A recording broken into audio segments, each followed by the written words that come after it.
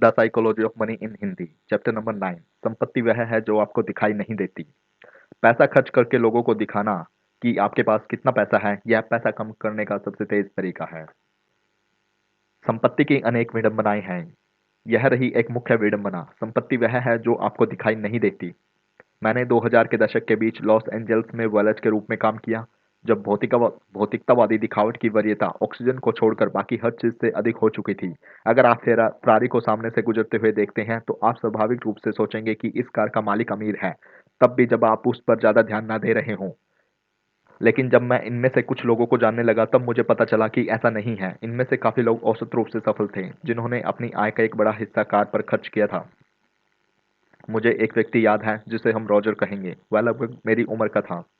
मुझे बिल्कुल अंदाजा नहीं था कि रॉजर क्या काम करता था, लेकिन वह एक पोर्श चलाता था और अनुमान लगाने के लिए लोगों के लिए इतना काफी था। फिर एक दिन रॉजर एक पुरानी होंडा में आया, अगले सप्ताह भी, और फिर उससे अगले सप्ताह भी। तुम्हारी पोर्श को क्या हुआ, मैंने पूछा। कार लोन चुकता न होने के कारण उसकी कार को जब्त कर लिया गया था। शर्मिंदगी का कोई नाम तक नहीं था। उसने ऐसा जवाब दिया मानो किसी खेल की कोई बात चल रही हो। उसके बारे में लगाया गया हर अनुमान गलत था। लॉस एंजल्स ऐसे रोजरों से भरा पड़ा है। $1 लाख की कार चलाने वाला व्यक्ति अमीर हो सकता है, लेकिन उसकी संपत्ति के बारे में आपके पास जो एकमात्र जानकारी है वह यह है कि अब उसके पास कार खरीदने से पहले से $1 लाख कम है, या फिर $1 लाख का अतिरिक्त ऋण। सिर्फ यही है जो आप उन लोगों के बारे में जानते हो। हम अक्सर जो देखते हैं उसके अनुसार संपत्ति के बारे में राय बना लेते हैं, क्योंकि वह एक जानकारी है जो हमारे सामने है। हम लोगों के बैंक खाते या ब्रोकर स्टेटमेंट नहीं देख सकते, इसलिए वित्तीय सफलता को आंकने के लिए हम बाहरी दिखावट का सहारा लेते हैं। कारें, घर, इंस्टाग्राम की तस्वीरें। आधुनिक पूंजीवाद जब तक लोग कुछ हासिल न कर लें उसका दिखावा करते रहने में ही उनकी सहायता करने को पसंदीदा उद्योग बना देता है। लेकिन सच यह है कि संपत्ति वह है जो आपको दिखाई नहीं देती। संपत्ति वे अच्छी कारें जो खरीदी नहीं गई, हीरे जो खरीदे नहीं गए, घड़ियां जो पहनी नहीं गई, वे कपड़े जो खरीदे नहीं गए, और प्रथम श्रेणी का अपग्रेड जिसे ठुकरा दिया गया। संपत्ति का मतलब वह वित्तीय संपत्ति है जिसे अभी तक उस सम्मान में नहीं बदला गया जिसे आप देख सकते हैं। हम संपत्ति के बारे में इस तरह नहीं सोचते, क्योंकि जिसे आप देख नहीं सकते उसे आप संदर्भगत भी नहीं कर सकते।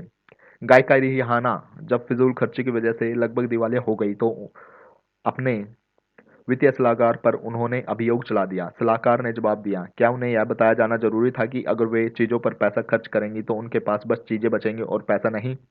आपको इस बात पर हंसी आ सकती है, लेकिन इस सवाल का जवाब है हाँ, लोगों को यह बात बतानी पड़ती है।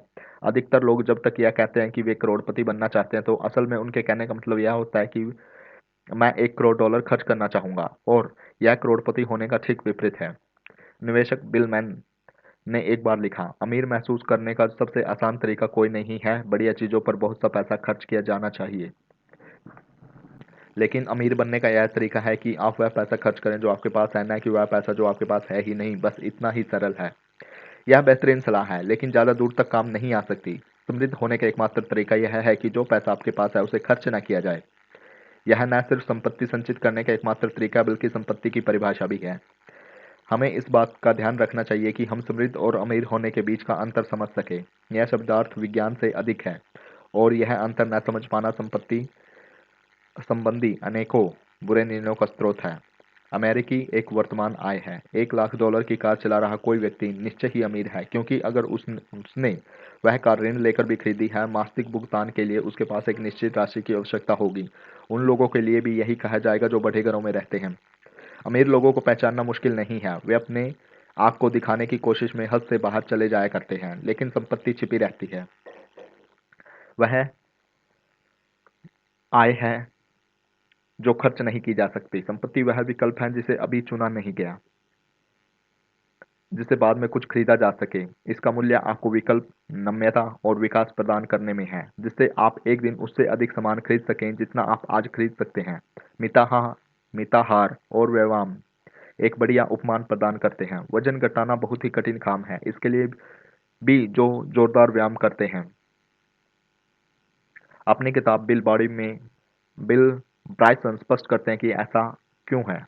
अमेरिका में हुए एक शोध में पाया गया कि लोग व्यायाम के दौरान घटाई गई कैलोरी का लगभग 4 गुना अधिक प्राकलन करते हैं, और फिर औसत रूप से जितनी कैलोरी उन्होंने घटाई उससे लगभग 2 गुना कैलोरी का सेवन करते हैं। सच यह है कि बहुत ज्यादा खाना खाकर आप आसानी से अधिकतर व्यायाम का नाश कर सकते हैं, और हम में से अधिकतर लोग करते भी हैं। व्यायाम ठीक अमीर होने जैसा है। आप सोचते हैं मैंने मेहनत कर ली है, अब मुझे एक स्वादिष्ट भोजन का आनंद उठाना चाहिए।